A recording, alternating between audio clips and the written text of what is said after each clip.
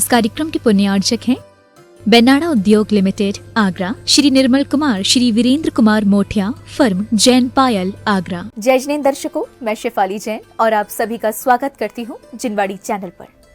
दर्शकों, परम पूज्य मूकमाटी रचयिता संत शिरोमणि आचार्य श्री 108 विद्यासागर जी महाराज के मंगल आशीर्वाद एवं परम पूज्य प्रश्नमूर्ति मुनि श्री 108 अजित सागर जी महाराज एवं परम पूज्य मुनि श्री 108 निर्दोष सागर जी महाराज सत्संग के पावन सानिध्य में 27 अप्रैल से 3 मई 2023 तक श्रीमद जिनेंद्र जिनबिंब पंच कल्याणक प्रतिष्ठा महोत्सव एवं विश्व शांति महायज्ञ का भव्य आयोजन किया जा रहा है।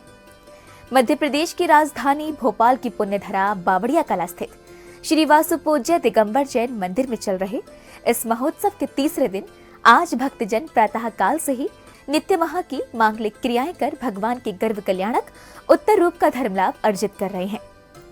तो आइए दर्शकों, विशेष प्रसारण के माध्यम से सीधे चलते हैं कार्यक्रम स्थल और सम्मिलित होते हैं पंच कल्याणक महा महोत्सव। प्रारंभ करें दोनों चित्र का।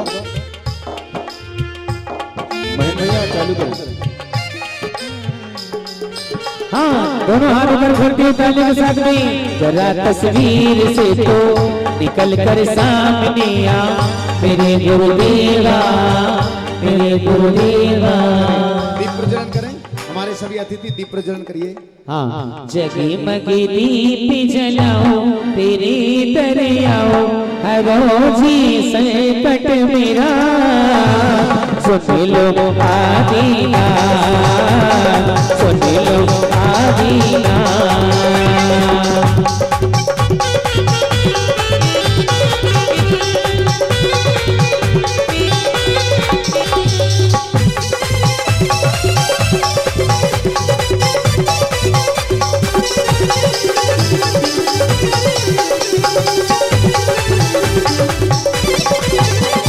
तारी में बोला बाजे जितना, तारी में बोला बाजे जितना।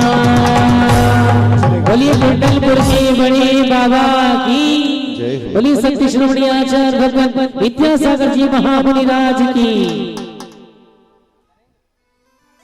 जय। हाँ जी, सभी अपने स्थान पर पुनः आ जाएं। आइएगा।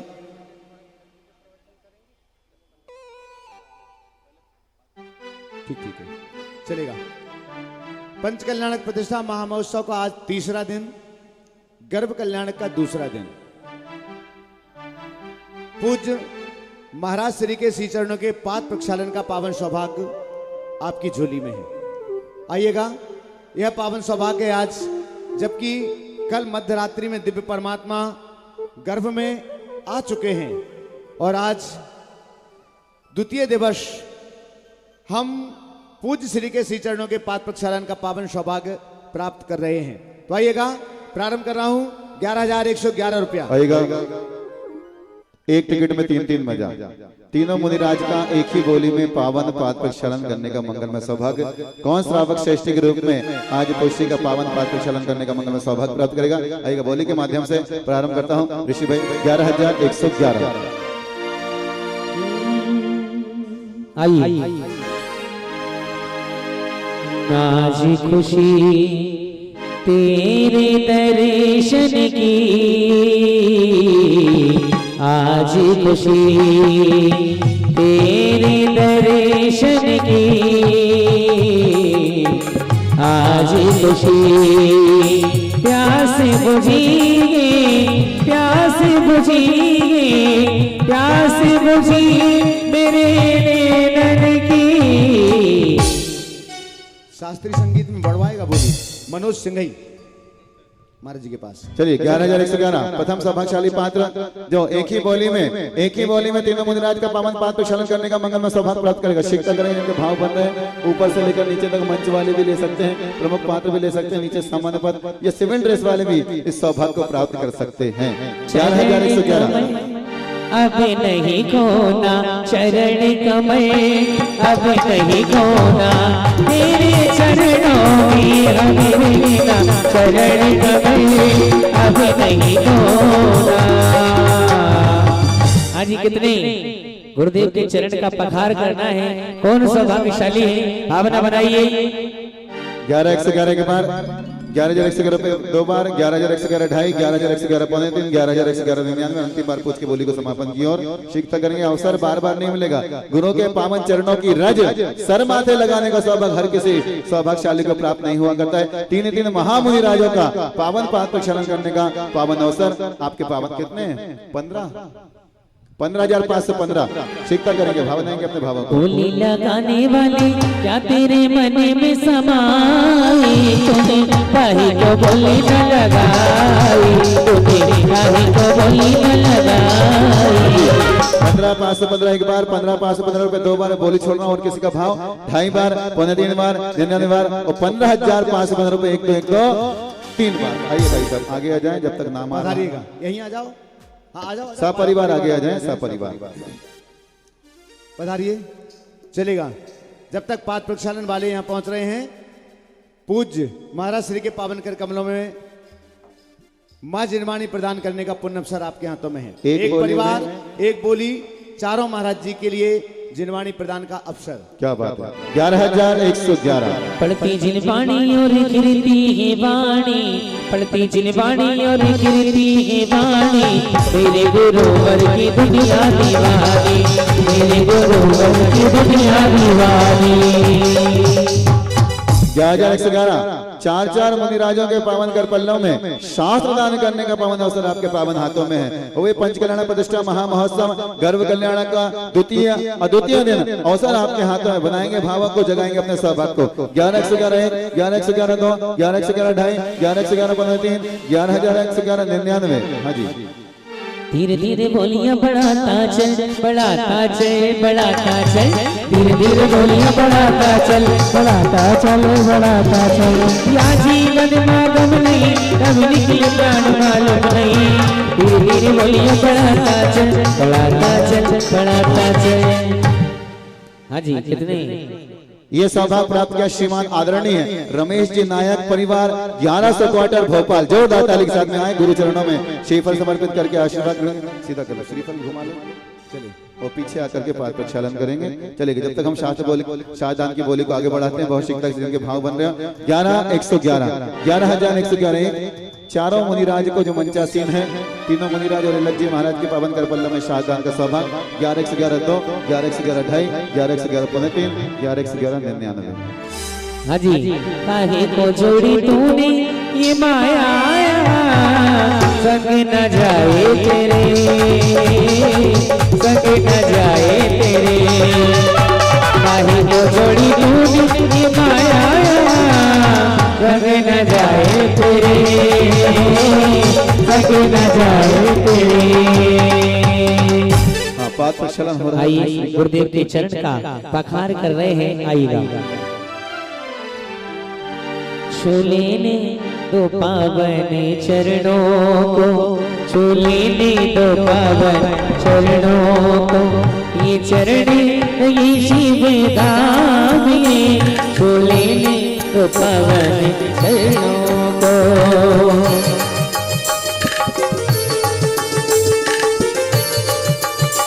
श्री निर्दोष सागर जी महाराज जी का पावन पाद प्रक्षालन का सौभाग्य प्राप्त कर रहे हैं। छू लेने दो पावन चरणों को, छू लेने दो पावन चरणों को, ये चरण ये शिव धाम ये। और मुनि श्री 108 निरुपम सागर जी महाराज जी का पावन पाद प्रक्षालन करने का सौभाग्य नायक परिवार प्राप्त कर रहा है।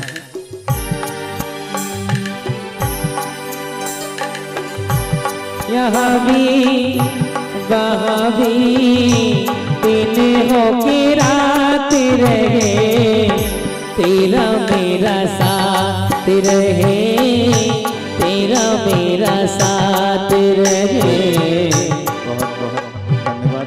चलेगा हम पाद शाहदान की बोली को पूर्ण करते हैं जल्दी से जिनका भाव बन रहा हो। एक टिकट में आपको चारों मुनिराज के पावन कर पल्लव में शाहजहां का सौभाग्य है। 11,111 एक बार 11,111 दो बार 11,111 ढाई नीचे से ऊपर तक पौने 3 99। हाँ जी कितने 15 कह रहा है? कितना कह रहा है? 15। हाँ एक ही बोली में चारों महाराज जी के कर कमलों में मां जिनवाणी प्रदान करने का पुण्य अवसर आपके हाथों में शीघ्रता के साथ में। भैया कमेटी वाले कल उठ जाया करो, वो पीछे के संकेत आगे तक नहीं आते हैं। आप लोग थोड़ा, वो लोग बोलते हैं बोली, हमारे पास तक नहीं आती है ना। 2-3 हाँ जी। कितने हाथ से बता दो, इशारे से हम समझ जाएंगे। 15,515 चलो। 15,515 15 515 2 15 515 2.5 5 99 और 15,515 रुपए 3 बार। आ जाओ भाई सब आगे जाओ, सब परिवार जब तक नाम आ रहा है आगे आ जाए शीघ्रता से। देखिएगा अभी हम महाराज श्री के मंगल प्रवचनों के बाद शांति पाठ विसर्जन यहाँ से संपन्न करेंगे और यहाँ से सीधे सीधे सभी इसी ड्रेस में मंदिर जी चलेंगे। घट यात्रा लेकर के यहाँ से ही घट यात्रा के कलश यहाँ तैयार हो चुके हैं, तीर्थ पूजन यहाँ पर हो चुकी है और उनमें जल भी भरा जा चुका है। अष्टकुमारियों ने वो संपूर्ण क्रियाएं यहाँ पर संपन्न कर ली है। घट यात्रा के कलश यहाँ से लेकर के चलेंगे आपके नवीन जिनालय, नवीन वेदी और नवीन शिखर की शुद्धि करने के लिए, और तीनों वेदियों की शुद्धि आज हम संपन्न करेंगे। शिखर की भी शुद्धि होगी और मंदिर की भी शुद्धि होगी। सौभाग्यवती महिलाएं और प्रमुख इंद्राणियां अष्टकुमारियां तो इसमें हैं ही हैं। आप लोग भी जो घट यात्रा कलश लेकर के चलेंगे आप भी इसमें साथ में रहेंगे।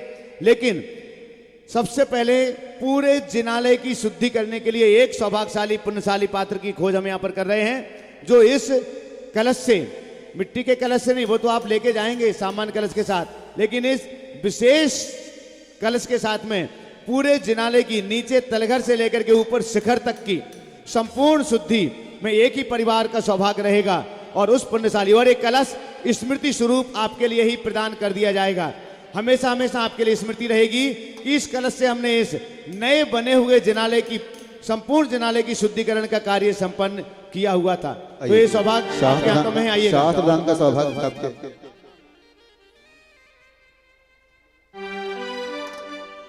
श्रीमान अमोलक चंद जी, संतोष कुमार जी, नमन विशुद्ध बामोर कला वाला परिवार, जोरदार ताली के साथ में भैया साथ दे दें। कमेटी वाले नाम लिख लें पूरा व्यवस्थित, टेलीफोन नंबर सहित। आइए चलेगा, आगे पहुंचे। संपूर्ण जिनालय की शुद्धि के लिए चलिए बोली प्रारंभ करता हूं। आइए। हाँ जी, कहाँ से चालू करूं? पहले कलश, पहला सौभाग्य। निश भोजन का त्याग करो रे, निश भोजन का त्याग करो और पियो छान। 15,515 सुनो जिनवाणी, सुनो जिनवाणी, सुनो सुनो जिनवाणी। 15,515। हाँ जी, इतने बड़े पूरे जिनालय की शुद्धि आपके लिए करना है इस कलश के माध्यम से, और एक कलश स्मृति स्वरूप आपको अपने घर पर लेकर के जाना है। 3 खंड का मंदिर और उसके ऊपर शिखर, ऐसा सौभाग्यशाली पद। हमेशा इतिहास में इसका नाम लिखा जाएगा कि इस पूरे मंदिर को जब शुद्धि हुई थी तो हमने अपने पावन कर कमलों के माध्यम से इस पूरे जिनालय की शुद्धि करने का सौभाग्य प्राप्त करके शीघ्र करेंगे। 15,515 1, 15,515 2, 15,515 2.5, 15,515 21,221, 21 to 21। धीरे धीरे बोलियां बढ़ाते जाइए और तिजोरी में चाबियां लगाते जाइए। धीरे धीरे बोलियां बढ़ाते जाइए, तिजोरी में चाबियां लगाते जाइए। 20,500 कम से कम ताली बजा करके दान के अनुमोदना तो हम कर ही सकते हैं, बोली नहीं ले सकते तो ये एक ही अवसर आपके हाथों में है। इसके बाद शुद्धिकरण का कोई कार्य नहीं है। सीधे 3 तारीख को उसी जिनालय में हम श्री जी को यहाँ से ले जाकर के विराजमान करेंगे। हाँ जी। इसके बाद मंदिर शुद्धिकरण का कोई कार्य नहीं है। एक ही मात्र सौभाग्य आपके हाथों में। आइएगा, आज ही का दिन है। 25,525 1 शिकता करें। 31,331 331। बोली बड़ी शुद्धि कलश की, बोली बड़ी बड़ी बड़ी, तेरी बोली बड़ी प्यारी प्यारी कलश की बोली बड़ी। महत्व अपने आप में बहुत हुआ करता है मानुभाव। जिस कलश के माध्यम से 3 लोग के नाथ परमात्मा अपनी वेदी पर बैठ करके हमेशा हमेशा के लिए स्थायी हो जाएंगे, ऐसे कलश से शुद्धि करने का पावन अवसर आपके पावन हाथों में। 31 331 31,331 1 बोली जा रही है। 31,331 2, 31,331 2.5, 31,331 पौने 3, 31,331 99। शीघ्रता के साथ में। हाँ जी भाई साहब छोड़ दो, सोच ले समझ ले भैया। ये मौसम प्यारा प्यारा है, हवा भी ज्यादा ज्यादा है, तो बचलेगा मन मेरा, तुम पानी गहराता है। बोली समापन। 31,331 1 बार, 2 बार, 2.5 बार, पौने 99 और 31,331 रुपए 3 बार। आइए नाम बताएं और मनुष्य के चरणों में श्रीफल समर्पित करके आशीर्वाद ग्रहण करेंगे। आ जाओ बहन। चलेगा। संपूर्ण जनालय की शुद्धिकरण के बाद जिस नीचे तल पर जो मूलनायक भगवान विराजमान है, बाष्पूज्य भगवान, आपके जिनालय के अभी तक जो मूलनायक थे, अब वो थोड़ा सा बड़ा रूप बना करके बड़े मंदिर में विराजमान हो रहे हैं। तो उस मूलनायक वेदी की शुद्धि करने का सौभाग्य आपके हाथों में है। पहला सौभाग्य जिनकी वेदी है, श्रीमान जिनके राहुल जी जैन, श्रीमती सोनम भैया श्रीफल लेकर गुरु चरणों में आशीर्वाद ले लें। ये कलश उन्हीं को प्रदान करें। पहला सौभाग्य जिनकी वेदी है, जिनके भगवान हैं, उनके हाथों में है कि वे अपनी वेदी और उस पर विराजमान परमात्मा उसकी शुद्धिकरण का कार्य संपन्न करें। कोई बात नहीं, वहां से पूछ लेना। क्या कह रहे हैं पुष्पेंद्र जी, क्या कह रहे हैं? 1 लाख कह रहे हैं क्या? कितने? एक अंगुली उठा रहे हैं अंदर से। एक मतलब 1 लाख, 2 उंगली मतलब वो कलश दे दो उनको। बोलो वहाँ। महाराज जी के हाथों से दिलवा दो। 11 महाराज जी के हाथों में 11,111। चलिए कोई बात नहीं, कोई भी ले सकता है बोली को। चेहरा उधर करो फोटो। भैया कौन सा कलश देंगे अपन उनको? ये वाला बड़ा कलश लीजिए। इधर चलिए। मुनिष श्री 1000 मूलनायक श्री वासुपुंज भगवान की वेदिका और उस पूरे परिसर की, पूरे मंदिर की जो फ्लोर है, उसकी शुद्धि का सौभाग्य। हाँ जी, 11,111। और एक कलश भी आपको महाराज जी के हाथों से मिल रहा है और हमेशा स्मृति स्वरूप आपके घर पर रहेगा ये कलश। और फोटो भी बन रही है। और फोटो भी आप बाद में जड़ करके अपने घर पर लगा सकते हो। लाइव कार्यक्रम चल रहा है। चलेगा। कलशा कलशा कलशा बड़ा प्यारा लागे कलेशा, कलशा कलशा कलशा बड़ा प्यारा लागे कलेशा, देखो स्वर्णमयी बड़ा प्यारा लागे कलेशा। हाँ जी, 21,221 21 to 21। आपके मंदिर के मूलनायक भगवान की वेदी की शुद्धि के लिए ये सौभाग्य आपके हाथों में है। 21,221 रुपये एक बार, 21,221 रुपये 2, 21,221 रुपये 2.5, 399। समय ज्यादा नहीं, मुझे पूज्य महाराज श्री के मंगल प्रवचनों का सौभाग्य प्राप्त करना है। और 21,221 रुपये 1 2 1 2 1 2 किसके हैं? हाँ उन्हीं के हैं। 3 बार। ये सौभाग्य जिन्होंने इस जिनालय के मूलनायक भगवान की वेदी और इस अनुष्ठान के नाभिराय मरुदेवी बनने का सौभाग्य प्राप्त किया है। श्रीमान पुष्पेंद्र जैन, श्रीमती सविता जी, वो अभी हवन करने में ठीक अंदर है। चलेगा। मध्यम वेदी मुनि सुब्रतनाथ भगवान मूलनायक भगवान की वेदी, उनकी शुद्धि करने के लिए सौभाग्य आपके हाथों में। बस 1 2 और इसके तुरंत बाद हमारा श्री के चरणों में निवेदन करेंगे। 11,111 फटाफट, जिनके भाव बने आगे बढ़ते हैं बोली के माध्यम से। 21 वाले करो फटाफट। हाँ जी, दूसरा सौभाग्य 11,111। मुनि सुब्रतनाथ भगवान किनके हैं? कितने? 15,515। अरे 21 काम कर रहे हैं सारे लोग। मुनिश्वरनाथ तो 20 नंबर के, 21 काम तो करो कम से कम। हाँ, उसमें कोई अंतर नहीं है ज्यादा, जब इतने बड़े भगवान को विराजमान करने का पुण्य कमाया है। 15,515, ऐसा नहीं कोई और ले जाए मौका और आप लोग सोचते रह जाएं। 15,515 1, 15,515 2, 15,515 2.5, 15,515 पौने 3, 15,599 और आगे से पीछे तक छोड़ो। और 15,515 रुपए 3 बार। आइएगा। ये सौभाग्य जिनके मूलनायक भगवान श्रीमान डॉक्टर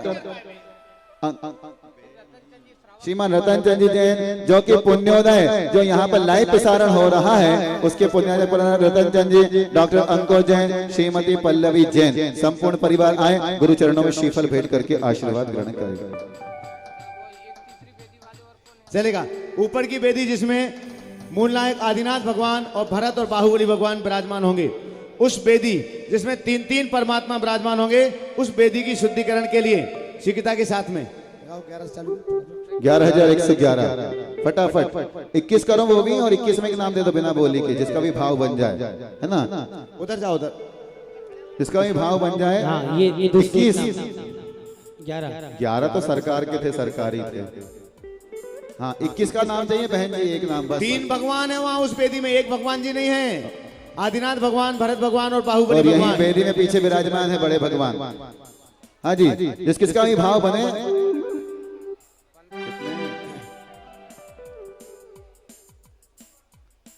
21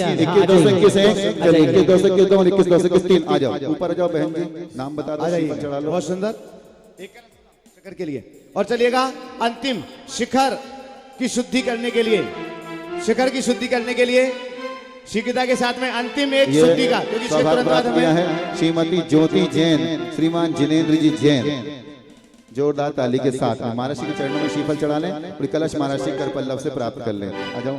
मेरे गुरुदेव तुम्हें प्रणाम, मेरे गुरुदेव तुम्हें प्रणाम, प्रणाम प्रणाम प्रणाम, मेरे गुरुदेव तुम्हें प्रणाम, मेरे गुरुदेव तुम्हें प्रणाम।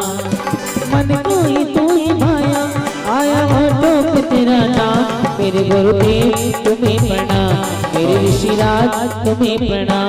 चलेगा। अंतिम सौभाग्य शीघ्रता के साथ में शिखर शुद्धि के लिए अंतिम नाम भैया। और मैं चाहता हूँ जिन्होंने शिखर का निर्माण किया है वो परिवार, मैं शायद उनको पहचानता नहीं हूँ, वो भी अपनी भावना यहाँ पर व्यक्त कर सकते हैं भरी सभा में अगर वो बैठे हो तो बोली तो हम प्रारंभ ही कर रहे हैं। 11,111 संजय CPWT, अगर हमारी 21,221 21 अंतिम मौका, अंतिम अवसर 21,221 21,221 2 और किसी का भाव 2.5 बार, 3 बार, 99 बार और 21,221 रुपए 3 बार। आइए भाई साहब।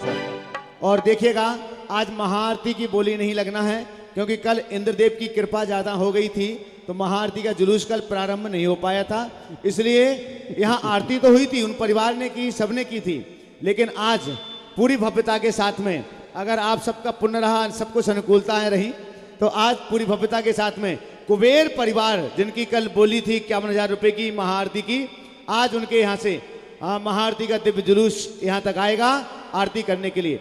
आज रात्रि में महाराजा नाभिराय का राज दरबार लगेगा जिसमें आप राज्य व्यवस्था का संचालन, मरुदेवी का आगमन, स्वप्नों का फलादेश, माता की सेवा अष्टकुमारियों के द्वारा और 56 कुमारी देवियों के द्वारा भेंट समर्पण। तो आपके घर में जो भी नन्हे मुन्ने छोटे छोटे बच्चे हैं 56 कुमारियों के रूप में 8 वर्ष से नीचे नीचे के बच्चे, उनके लिए आप 56 कुमारी बना करके अपने घर से ड्रेस पहना करके इस मंच तक भेज सकते हैं। और उसके लिए एकमात्र व्यवस्था राशि हमने 1100 रुपए की रखी हुई है। जिनको माता के लिए भेंट समर्पण करना है वे 56 कुमारी देवियों को शाम को ही यहाँ पर लेकर के आएंगे, यही नाम लिखा देंगे, उसकी व्यवस्था यहीं पर बन जाएगी।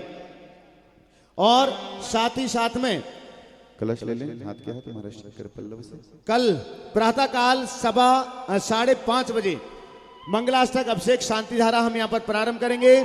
7:15 बजे तक शांति पाठ विसर्जन पूर्ण हो जाएगा। 7:27 पर दिव्य परमात्मा का जन्म महोत्सव हम यहाँ पर मनाएंगे, उनका जन्म कल्याणक महोत्सव हम यहाँ पर मनाएंगे। और उसके बाद सौधर्म इंद्रादि का दरबार आपके लिए यहाँ पर दिखेगा। कल के प्रवचन महाराज श्री के 8:30 बजे से यहाँ प्रारंभ होंगे। 9:30 बजे, ये माइक वहां लगवाओ जब तक एलक जी के पास। 9:30 बजे से जन्माभिषेक का जुलूस प्रारंभ होगा। 12:30 बजे से पांडुकशिला पर 12 बजे से पांडुकशिला पर प्रभु का जन्माभिषेक 1008 कलशों से संपन्न किया जाएगा। और उसके लिए हमने एक कलश जो यहाँ पर आपको डिस्प्ले में दिखाई दे रहे हैं, भैया हीरक कलश दिखाओ पहले कौन सा है। हाँ, एक एक कलश बतलाते जाएं, दिखेगा तो कलश यहाँ पर डिस्प्ले में आपको दिखाई दे रहे हैं। हीरक कलश जो 31,012 रुपए की राशि में आप मात्र 11 हैं, 11 की संख्या में है एक कलश है। इसको आप अभी से अपने निर्धारित कर सकते हैं, 11 परिवारों के लिए ही अवसर है। स्वर्ण कलश 25,012 की राशि में निर्धारित है, ये भी 11 की संख्या में है। रजत कलश 21,012 रुपए में है, ये भी 11 की संख्या में है। आचार्य ज्ञान सागर कलश 11,012 रुपए में सुनिश्चित है, ये भी संख्या 11 है। और आचार्य विद्यासागर कलश 5112 रुपए की राशि में निर्धारित है, ये भी 11 मात्र संख्या में है। और मुनिश्री अजित सागर कलश 2112 रुपए में है, इन जिनकी संख्या 108 है। इन कलशों को आप अभी से बुकिंग प्रारंभ इन कलशों की आप कर सकते हैं। 3 कलश सम्यक दर्शन, सम्यक ज्ञान, सम्यक चारित्र के जन्माभिषेक कलशों की बोलियां हम कल प्रातः काल ही करेंगे। सौदरमिंद के साथ जो सौदरमिंद बनकर के पहला कलश करेगा, कुबेर इंद्र के साथ जो कुबेर बनकर के दूसरा कलश करेगा, और महायक नायक के साथ महायक नायक बनकर के जो तीसरा कलश करेगा। कुछ कलशों के नाम हमारे पास में आ चुके हैं, 1 मिनट में हम उन कलशों के नाम यहाँ पर ले लेते हैं। जब तक आज अब रहने दो, अभी ये नाम हम ले लेंगे, अभी प्रवचन के बाद लेंगे। अभी ये नाम आप लिखते जाओ बस। हम आज अभी महाराज जी के प्रवचन के बाद यहाँ से एक जुलूस चलेगा घट यात्रा के रूप में, मंदिर शुद्धि के लिए, वेदी शुद्धि के लिए। उसके बाद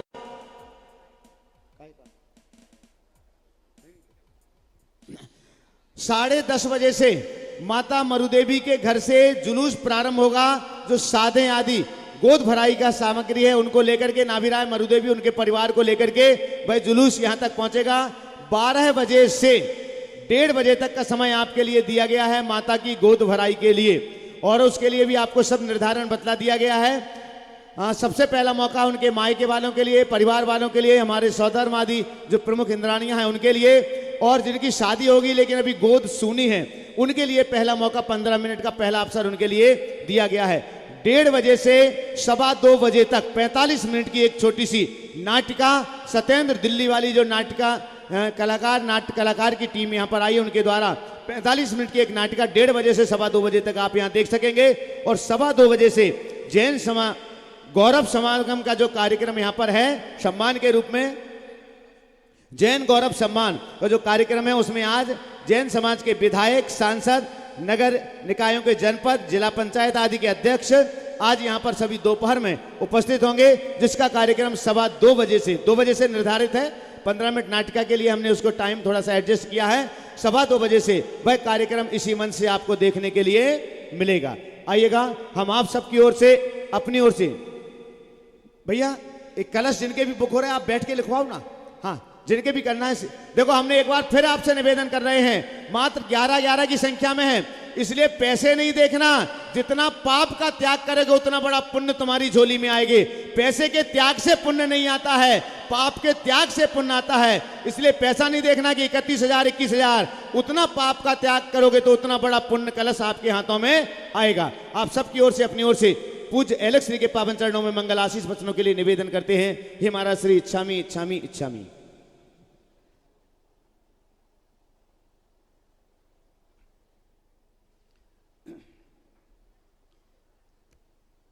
जय श्री ओम नमः सिद्धेभ्यः। जय श्री ओम नमः सिद्धेभ्यः। जय श्री ओम नमः सिद्धेभ्यः। धैर्यमः सर्वे सुखाकरो इति करो, धर्मं बुधाश्चिन्वते, धर्मेणैव समाप्यते शिवसुखं। धर्माय तस्मै नमः।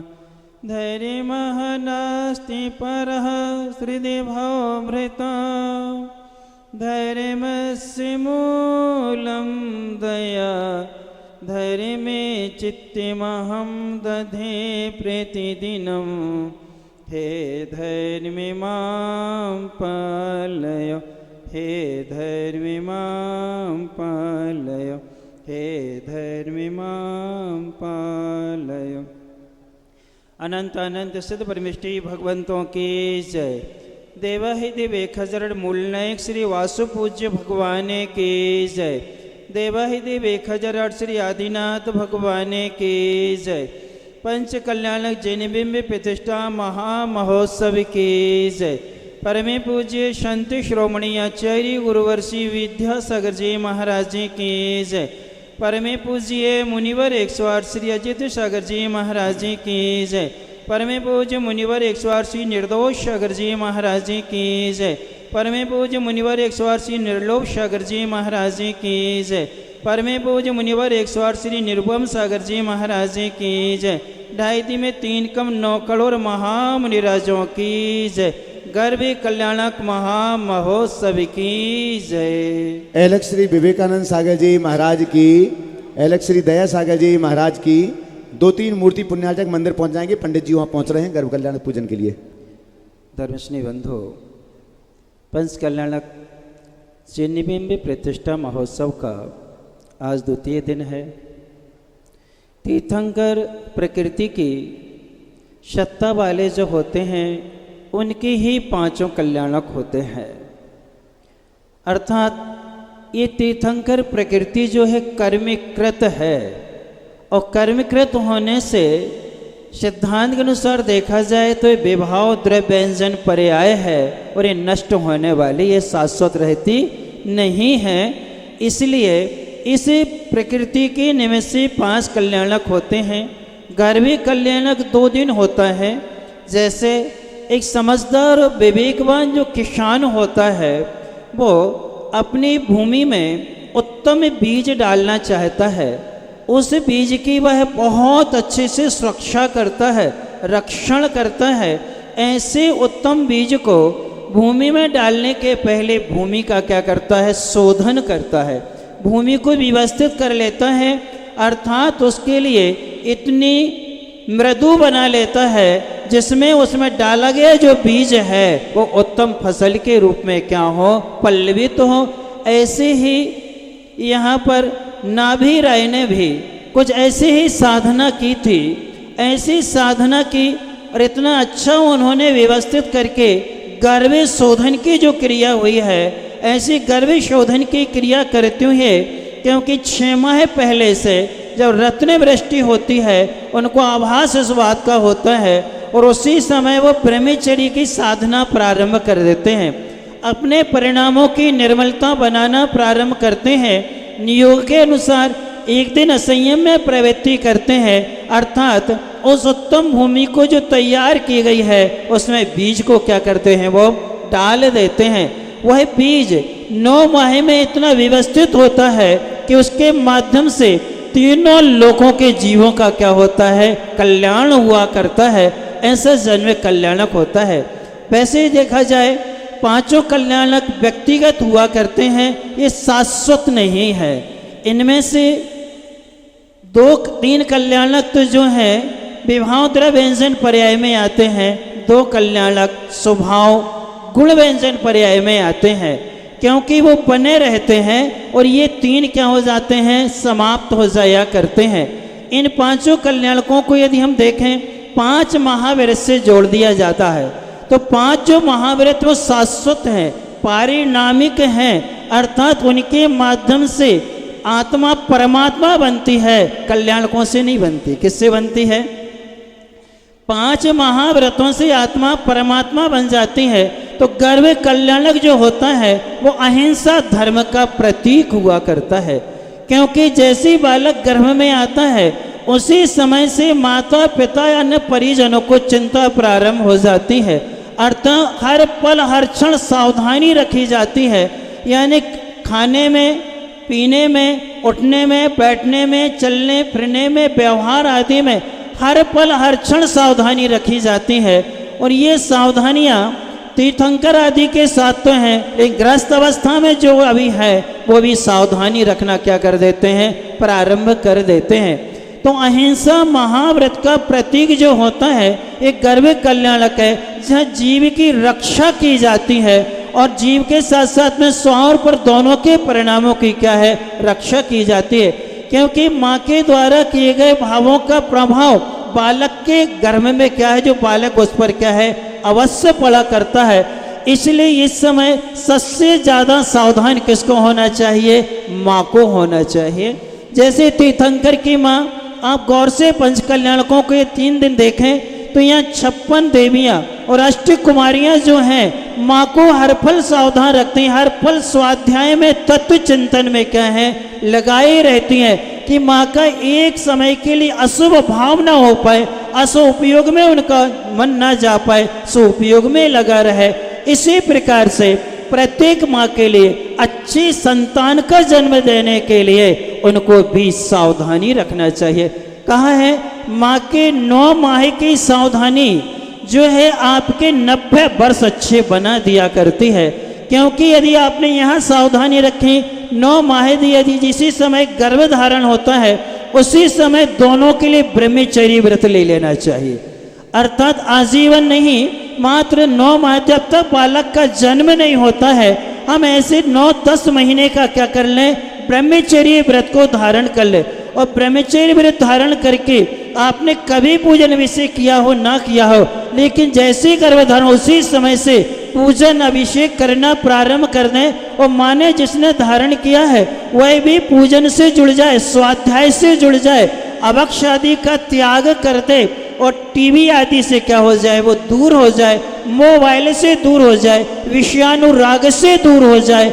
अर्थात जितना भी लग्जरी जीवन हमारा पहले था असंयम के अवस्था में, अब हम इस समय संयमी बन करके 9 माह की साधना जो करेंगे आपके लिए उस समय ऐसा उत्तम बालक मिलेगा जो आपके कुल को और आपके नाम को गौरव में क्या करेगा, चार चांद लगा देगा, अर्थात आपके गौरव को बढ़ाएगा। इस प्रकार की साधना इस अहिंसा व्रत से जुड़े हुए गर्भ कल्याणक से अपन को प्रारंभ करना चाहिए। दूसरा जो है, अपने आगम में ये भी कहा गया है कि गर्भ की पूजा की जाती है, जिसकी पूजा सौधर्म आदि 12 इंद्रों ने एक साथ मिलकर के की हुई है। क्योंकि कल्याणक शब्द जो है कल्य धातु पूजा अर्थ में आती है, उसमें प्रत्यय लगा करके बनाया गया है।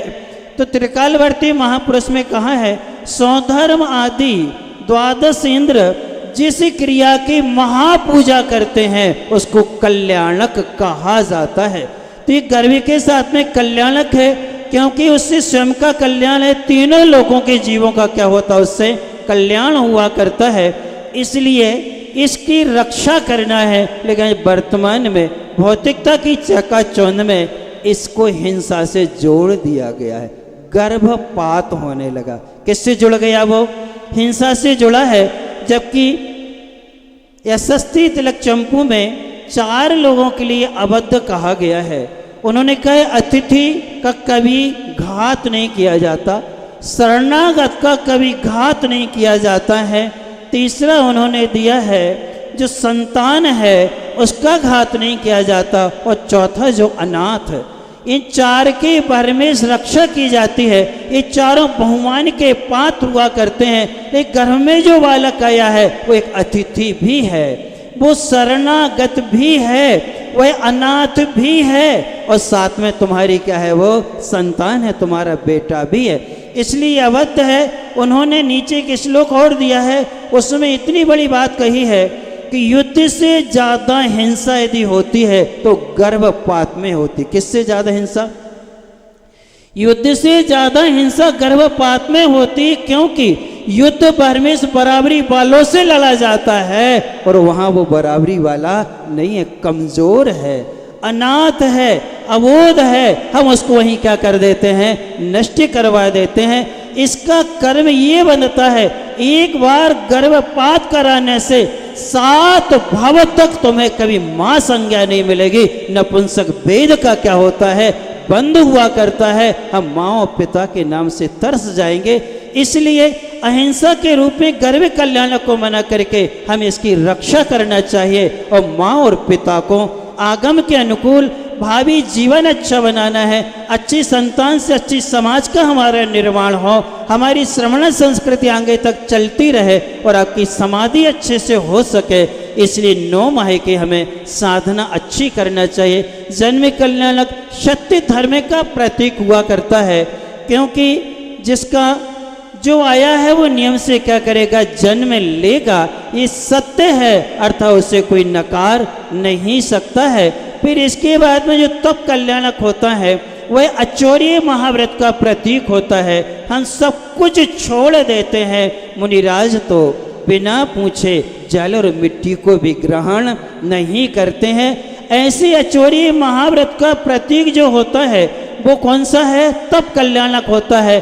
दीक्षा कल्याणक जिसे कहा जाता है, तो अपना सब कुछ छोड़ देते हैं, शरीर से भी ममत्व नहीं रखते हैं। मात्र हम तप करना है, हमें अपने आवश्यकों का पालन करना है, उसके निमित्त से मात्र आहार को क्या करते हैं, ग्रहण करते हैं। ऐसे अचौर्य महाव्रत का प्रतीक जो है वह तप कल्याणक है। फिर इसके बाद में ज्ञान कल्याणक जो होता है वो ब्रह्मचर्य व्रत का प्रतीक हुआ करता है।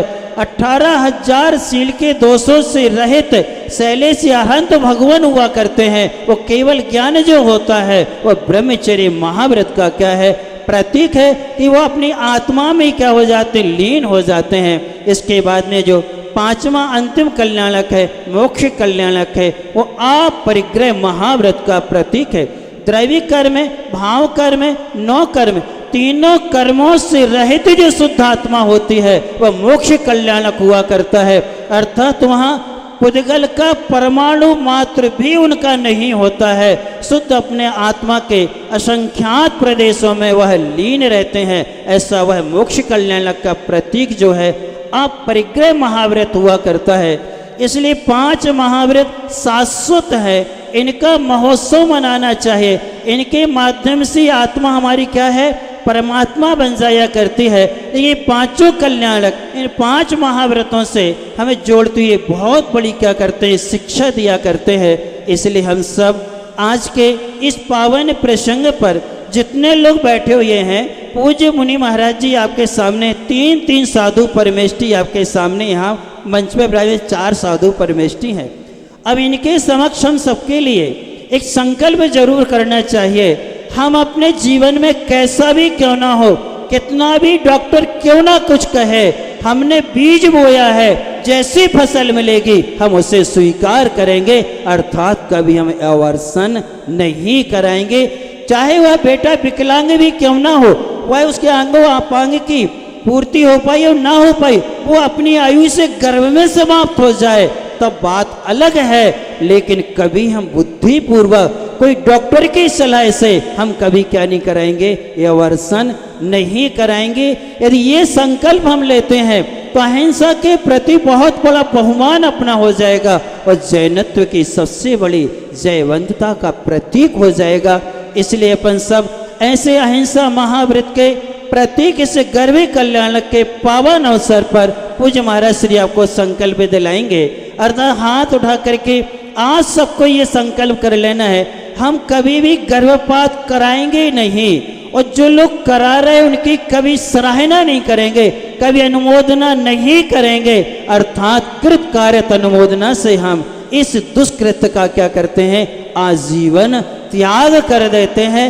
यदि ये संकल्प हम लेते हैं तो हमारे जीवन सफल हुआ करता है और हम ये नपुंसक वेद जैसे अशुभ कर्म के बंध से हम क्या हो जाएंगे, बच जाएंगे और एक अच्छी संतति का, एक अच्छी समाज के निर्माण में हम क्या बनेंगे, निमित्त बन जाएंगे। ऐसे 5 महाव्रत से जुड़ते हुए पूज्य महाराज श्री के चरणों में हमारा निवेदन है कि आज सभी हाथ उठा करके संकल्प करें कि आज से हम सब लोग तीनों महाराज जी को और निर्लोक सागर जी महाराज को हम प्रत्यक्ष मानते संकल्प करते हैं, हम कभी कृत कार्य अनुमोदना से गर्भपात करेंगे नहीं, कराएंगे नहीं, और करने वालों की कभी सहयोग अनुमोदना नहीं करेंगे, कभी प्रेरणा। उठाओ सब लोग हाथ, जितने लोग बैठे हैं, पुरुष वर्ग को भी महिला वर्ग को भी सभी को संकल्प करना है, क्योंकि जब तक हमारा संकल्प नहीं होगा तब तक हम इस कृष्ण से बच भी नहीं पाएंगे। देखो आपकी वीडियो भी बन रही है, लाइव भी चल रहा है, सब लोग देख रहे हैं कि हाँ बावड़िया की जैन समाज ने और जितने लोग आए उनने सबने क्या किया, ये संकल्प किया हुआ है। तो इस संकल्प के साथ में सभी लोग हाथ नीचे कर लेंगे। पूज्य मुनिवर को नमोस्तु बोले, बोलो हे स्वामी नमोस्तु नमोस्तु नमोस्तु।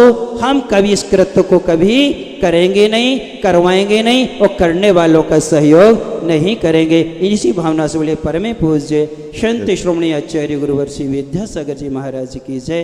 पूज्य मुनिवर्षि अजित सागर जी महाराज की जय। महर्षि का माइक चलता है और हम सब लोग चलते हैं। प्रभु तो मौन बैठे हैं, प्रभु को वास्ता क्या है। प्रभु तो मौन बैठे हैं, प्रभु को वास्ता क्या है। गुरु आप बोलते हैं, बता दें रास्ता क्या है। परम पूज्य मुनिवर्षि अजित सागर जी महाराज जी के पावन चरणों में नमोस्तु के साथ निवेदन करता हूं कि हम सबको मोक्ष का मार्ग प्रशस्त करें। पूज्य ओम नमः सिद्धेभ्यः ओम नमः सिद्धेभ्यः जय श्री ओम नमः सिद्धेभ्यः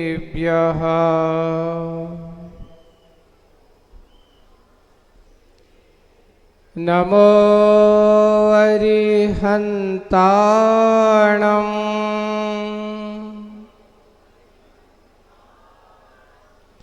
नमो सिद्धाणम्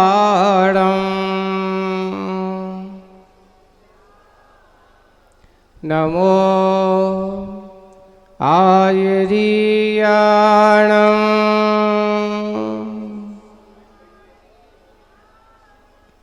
नमो वज्झायाणम्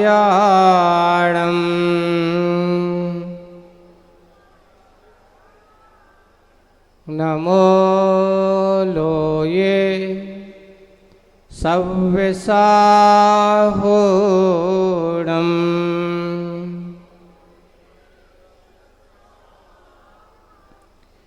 बोलिए पंच परमेष्टि भगवंतों की, शासन नायक भगवान महावीर स्वामी की, मूल नायक देवादिदेव 1008 श्री आदिनाथ बासपूज भगवान की, पंच कल्याणक प्रतिष्ठा महामहोत्सव की, परम पूज्य आचार्य गुरुदेव श्री विद्यासागर जी महाराज की, अहिंसा परमो धर्म की, परम पूज्य मुनिवर शेख सदाजीत सागर जी महाराज की, समस्त मुनि संघ की।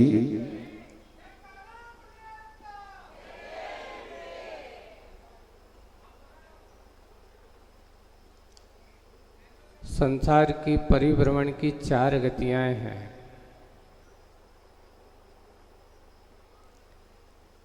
चारों गतियों में ऐसी कितनी गति हैं जिसमें माता पिता बनने का योग बनता है।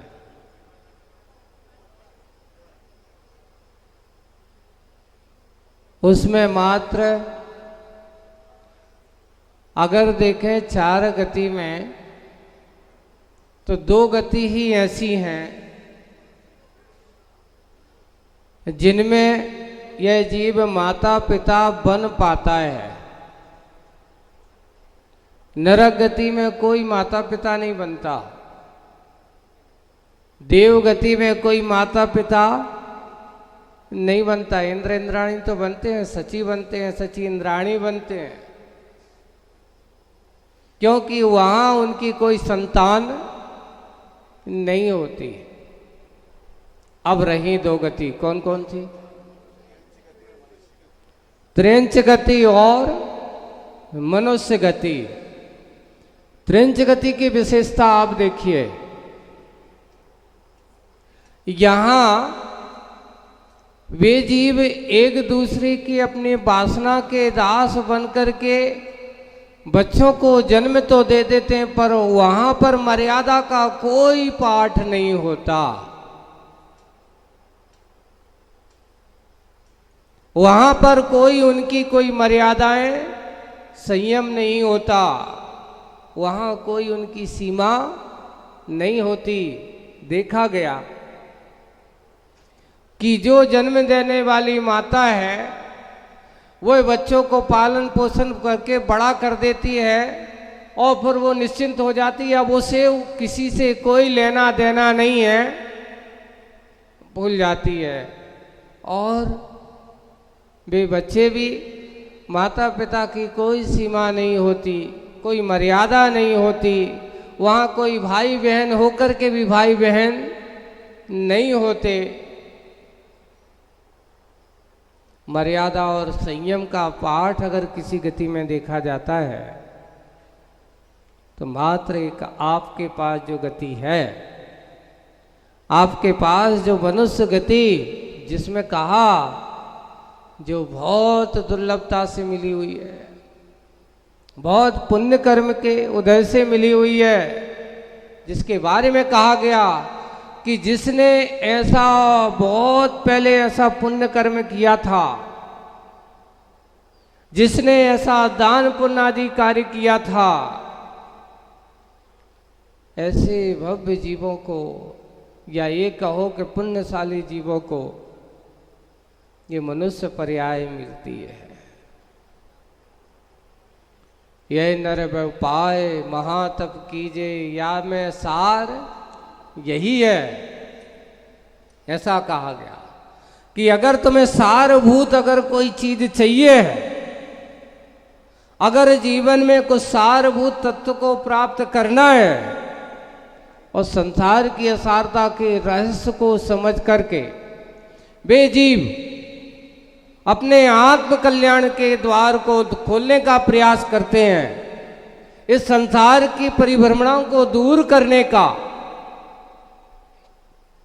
कारण को दूर करते हैं। और करते क्या हैं? अपने जीवन को संयम के साथ, अपने जीवन को विषय भोगों से हट करके कुछ उपयोगमयी बनाने का कार्य करते हैं। और जो ऐसा कर लेते हैं वे ही मानव धर्म की इस मानुष पर्याय को श्रेष्ठ बनाने का कार्य करते हैं। आज आपको एक व्यक्ति के, एक जिज्ञासु की एक बात बताता हूं।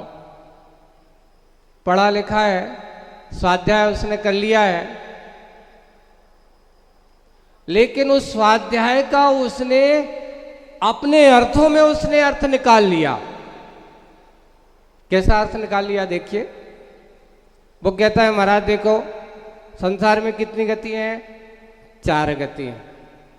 4 गति में नरक गति में खाने मिलता नहीं,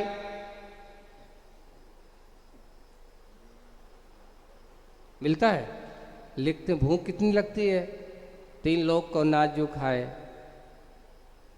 इतनी भूख लगती है कि 3 लोग का भंडार जितना अनाज है वो भी मिल जाए, वो भी मिल जाए तो भी भूख शांत नहीं होती।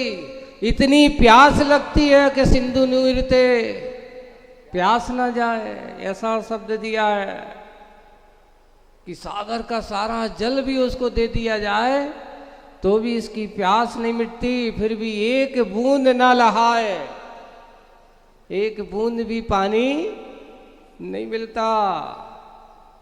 अब सोचो, वहां भूखों प्यासे मरे, आपस में लड़े भिड़े और कितने सागरों पर्यंत। अभी हमारे पास एक आए महाराज, बिरले लोग होते हैं जो 197 हो जाते हैं। अभी वो दादी माँ आई 105 साल की है, ये कभी आई थी, और आज भरोसा है अरे 70 साल हो गई तो बहुत है, 60 साल में रिटायरमेंट हो गया, अब तो 65 साल और बना लो। अर्थात रिटायरमेंट कहता है कि अब तुम कोई काम के नहीं हो। अगर इसके बाद अगर तुम अपनी जिंदगी जीना चाहते हो तो ये आपको कुछ अच्छा करने के लिए, अच्छा कार्य करने के लिए, विषय भोगों के लिए नहीं। जो उपयोगमयी जीवन बनाना चाहते हैं वे विषय भोगों की ओर दृष्टि नहीं करते हैं, और जो विषय भोग की ओर दृष्टि रखते हैं तो वे उपयोग नहीं करता थे, वही सोचते हैं कि उसमें लगाओ। तो उसने क्या कहा, नरक गति में खाने मिलता नहीं है। अब आई त्रिंच गति। त्रिंच गति में आज मिल गया, कल का भरोसा नहीं है, क्योंकि वहां कोई ठिकाना नहीं। आज दाना है, आज बहुत भरपूर है, कल क्या मिलेगा कोई भरोसा। भटकते रहते हैं, भटकते रहते हैं खाने पीने का। अब मनुष्य गति की बाद में बात करते हैं, पहले अपन देव गति की चलते हैं। बोले कि देव गति में वहां के देव कुछ खाते पीते नहीं, वहां भूख लगती नहीं। क्यों? जब इच्छा हुई तो वहीं वहीं अमृत, कंठ से अमृत झर जाता है, इच्छा पूरी हो जाती है। सोचिए, जिसकी 1 सागर की आयु है उसको 1000 वर्ष में मात्र 1 बार अमृत पान करता है। कितने? तुम्हारे कितने भाव निकल जाएंगे? क्यों मनोज भाई, तुम्हारे अगर हमने तुम्हें 100 साल की आयु दी, 100 साल मान लो, तो कितने भाव? उस तुम्हारे 10 भाव बीत जाएंगे, तब वो 1 सागर की आयु वाला देव 1 बार आहार पानी करेगा, अमृत पान करता है। अब आप सोच रहे होंगे कि हमारे 10 भाव और देवों के 1 सागर वाले देव की कह रहे हैं अभी तो, और 2 सागर की कितने? 2000 वर्ष हो गए। 33 सागर वाला 33,000 वर्ष में 1 बार अमृत पान करता है। अब आप सोचना कि ये जीवन है और देवों का। महाराज ऐसा जीवन क्या, खावे पीवे को कुछ वो नहीं, फिर भी क्या करते होंगे। अब आई तो बोले कि देवों का कोई भरोसा नहीं है। अब आ गई कौन सी गति? बोले कि यही गति तो है, हम जितना चाहें, जैसो चाहें, जब चाहें सही बात है ना? जैसा चाहें, जब चाहें, जितना चाहें खा सकते हैं। अब आप उसमें भी कह रहे हो कि खाओ नहीं, भोगो मत। अरे खावे पीवे के दिनों में नहीं खाएंगे तो कब खाएंगे? बंधु ये ध्यान रखना, खाना मना नहीं है, भोजन करना मना नहीं है, विषय भोगों को भोगना मना नहीं है, पर इतना है विषय भोगों को उतना भोगो कि वो तुम्हारा रोग ना बन जाए। अगर तुम विषय भोगों को अतिरेक करोगे, विषय भोगों को अपने जीवन का जीने का उद्देश्य बनाओगे, वो तुम्हारे जीवन में ऐसा रोग बन करके आएगा कि सामने रखी हुई चीज है तो वो केटा बेटा हाथ नहीं लगाना, खाना देखना भी नहीं। इसलिए अपने जीवन को उपयोगी बनाओ, भोगी मत बनाओ। आज उसी का परिणाम है। पहले हमारे यहाँ 4 पुरुषार्थों की जो बात कही गई है, बहुत अच्छे से सुनना। कितने पुरुषार्थ कहे? सबसे पहला कहा धर्म पुरुषार्थ, दूसरे पुरुषार्थ का नाम अर्थ पुरुषार्थ, तीसरे पुरुषार्थ का नाम काम पुरुषार्थ और चौथा पुरुषार्थ है मोक्ष पुरुषार्थ। इधर देखिए, बहुत अच्छी व्यवस्थाएं दी हैं। ये आगम में हमारे आचार्यों की, भगवंतों की वाणी है। सबसे पहले धर्म पुरुषार्थ है, लास्ट में क्या है? मोक्ष पुरुषार्थ है। इन दोनों को उस किनारे की तरह कहा, जैसे नदी के 2 किनारे हैं ना, और दोनों किनारे अगर मजबूत हैं, नदी का प्रवाह बिल्कुल मंजिल तक चलता चला जाता है। लेकिन किनारे को छोड़ करके जो नदी होती है वो नदी नहीं कहलाती है, वो ना जाने कहां भटक जाए, उसका कोई पतियार नहीं होता, वो मंजिल तक कभी नहीं पहुंचती। कहां जंगलों में, कहां किसी कोठर में पहुंच जाए, वहां जाकर के किसी गड्ढे कर करके अपना अस्तित्व समाप्त कर देती है। बंधु, सबसे पहले कहा धर्म पुरुषार्थ से युक्त होकर के हमारा अर्थ और काम होना चाहिए। आज ये हो रहा है कि हमने दोनों पुरुषार्थों को ये कहा, धर्म पुरुषार्थ किस लिए करना, लक्ष्य हमारा मोक्ष पुरुषार्थ होना चाहिए। हम भगवान की पूजन करते हैं, हम किसी का दान पुण्य आदि करते हैं, हम कोई भी ऐसे जनायतन आदि बनाते हैं, हमारा कोई भी ऐसा पारमार्थिक कार्य होता है, उसका मुख्य लक्ष्य होता है कि मुझे संसार के परिभ्रमण से मुक्ति मिले। ये उद्देश्य होना चाहिए। लेकिन हम पहले को भी भूल गए और लास्ट को भी भूल गए, बीच के 2 पुरुषार्थों में भटक गए। मात, पैसा और काम पुरुषार्थ, अर्थ पुरुषार्थ और काम पुरुषार्थ को जिसने मुख्य बना करके जीवन जिया है, अर्थ और मोक्ष को जिसने भूला है, तो कहा गया जैसे बिना तटों की नदी का कोई पतियार नहीं होता, उस धार का कोई मंजिल नहीं होती, वैसे ही मात जिसके जीवन में अर्थ और काम पुरुषार्थ ही मुख्य है, उस भव्य जीव का कोई भी लक्ष्य नहीं होता, संसार का कभी अंत नहीं होता। आज जिन भगवंतों के बारे में आप यहाँ कह रहे हो, गुणगान कर रहे हो, उन्होंने अर्थ और काम पुरुषार्थ को नहीं, धर्म और मोक्ष पुरुषार्थ को मुख्य बना करके जीवन जिया है। बंधुओं, अर्थ जीवन निर्वाह के लिए हुआता है। जीवन को सही रूप से चलाने के लिए अर्थ पुरुषार्थ किया जाता है। काम पुरुषार्थ कुल परंपरा, धर्म परंपरा को चलाने के लिए किया जाता है। अगर कुल परंपरा और धर्म परंपरा को चलाना है तो काम पुरुषार्थ किया जाता है। विषय भोगों के लिए नहीं किया जाता। मात्र वासना के लिए काम पुरुषार्थ नहीं है, इसका शब्द पुरुषार्थ शब्द दिया है। आज हमने उसको सिर्फ वासना का विषय बना लिया। उसी का परिणाम है कि आज समाज में मर्यादाहीनता आने लगी है, सामाजिक व्यवस्थाएं चरमराने लगी हैं। आज हमारी सबसे ज्यादा विसंगति ये रही कि जहां अहिंसा परमो धर्म की उपासना होती है, जियो और जीनो दे के सिद्धांतों का चरितार्थ किया जाता है, आज उन्हीं जगह पर हिंसा के जैसे महाकृत्य, गर्भपात जैसे महापाप करने का कार्य किया जाता है। एक बार एक बहुत अच्छा प्रसंग सुना था, और एक छोटी सी शाकाहार पत्रिका चलती थी, बहुत शाकाहार क्रांति करके, उसमें एक छोटा सा कार्टून आया। एक चूजा दूसरे चूजे से बैठा है और तुलना कर रहा है। देखिए आपके ऊपर बहुत बड़ा कटाक्ष था।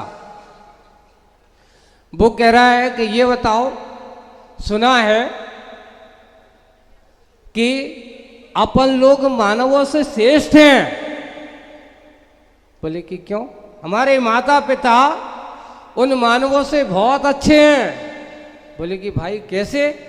बोले कि देखो, अपने माता पिता गर्भ धारण करते हैं, और गर्भ धारण करके जब तक आपका जन्म नहीं होता तब तक पूरा परिरक्षण करते हैं, पालन पोषण करते हैं। कम से कम त्रियंच गति में वो चूजे कहते हैं हमारी माँ कभी बीच में अकाल में आपका गर्भपात तो नहीं कराती।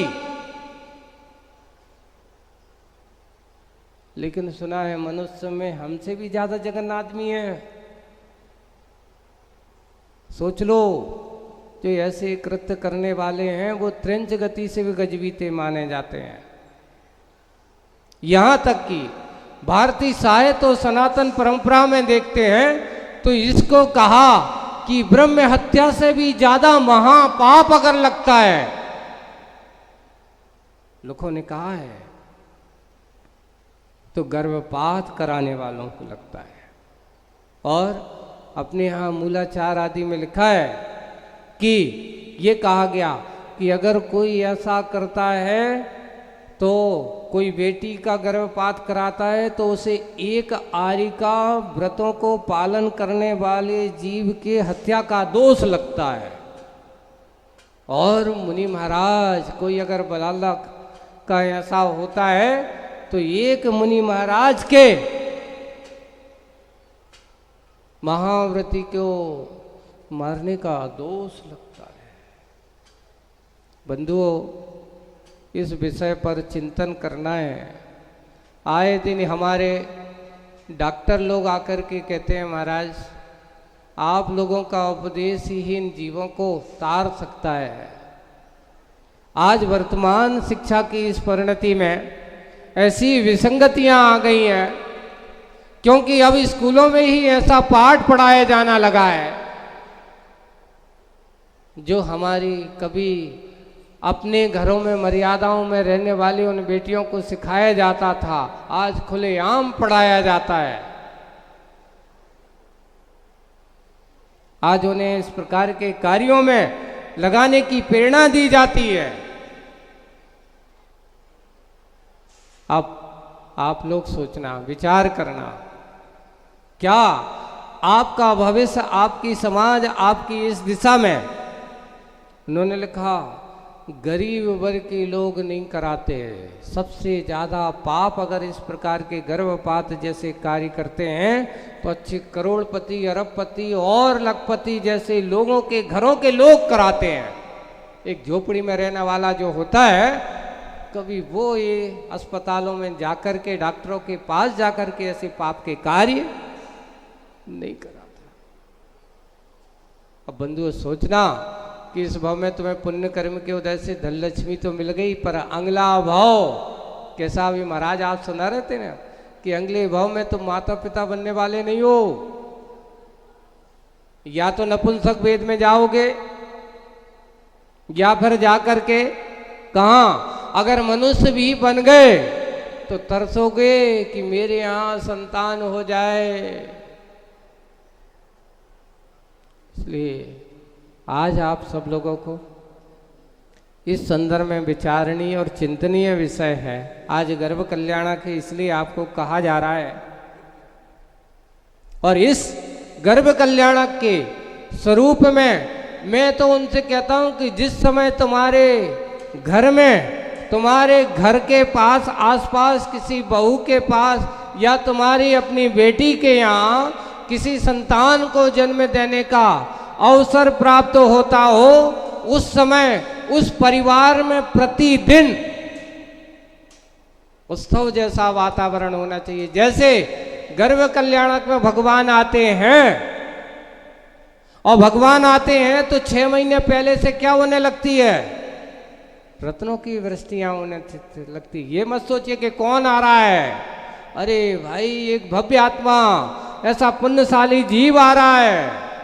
अरे आप तो बैठ करके देखिए, जिस घर में ऐसा माहौल बन जाए, प्रतिदिन आप बैठो सबके सब उस भव्य आत्माओं के साथ बैठा करके हम भक्तंबर का पाठ करें, नमोकार मंत्र का पाठ करें।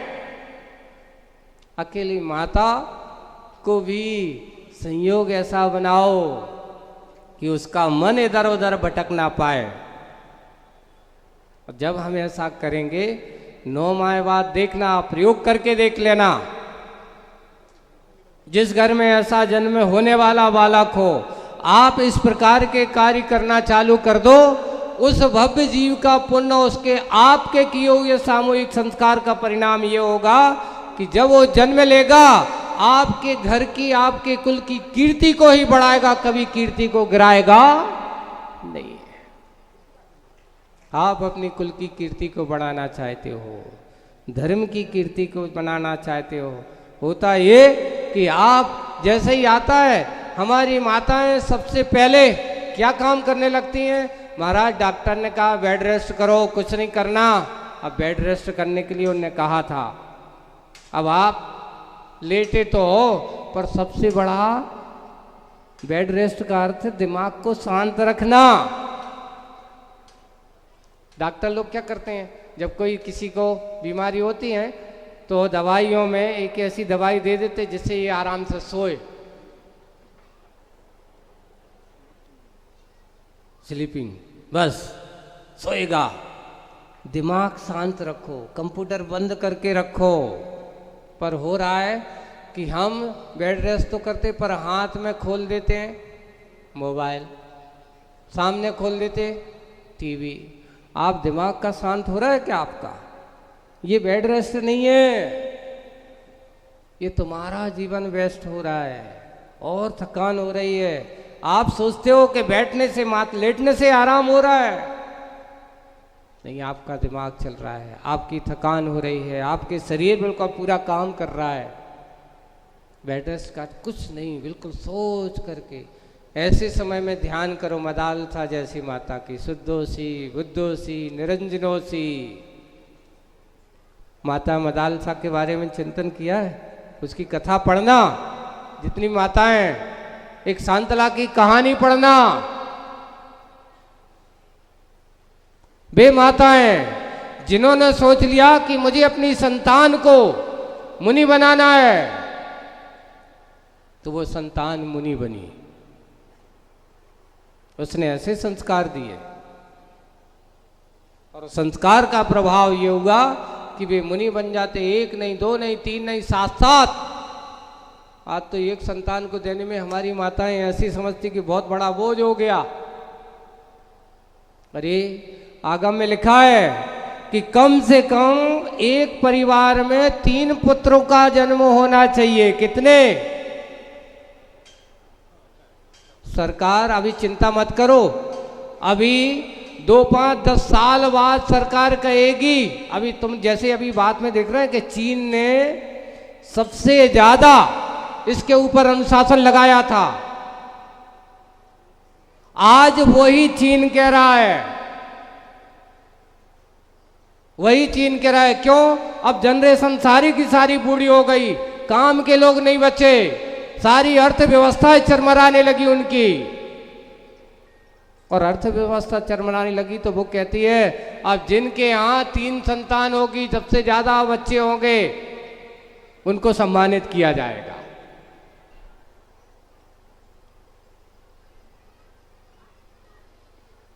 और भी कई देश हैं।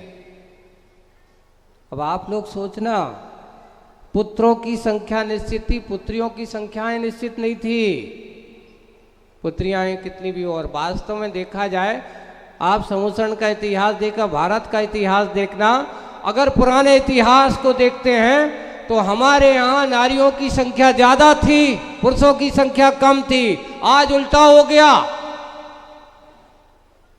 क्या उल्टा हो गया? पुरुषों की संख्या ज्यादा हो गई और नारियों की संख्या। उसका कारण क्या? उन्होंने सर्च करके कहा सिर्फ ये वासनाओं के दास बनने वाले जीवों को उन्होंने नारियों के प्रति, नारी ही नारी की दुश्मन बनी और नारी ने ही नारी का घात किया। और उसका परिणाम ये है कि आज लोग तरस रहे हैं ऐसी माता बनने के लिए। इस कार्यक्रम के पुण्यार्चक थे बेनाड़ा उद्योग लिमिटेड आगरा, श्री निर्मल कुमार, श्री वीरेंद्र कुमार मोठिया, फर्म जैन पायल आगरा।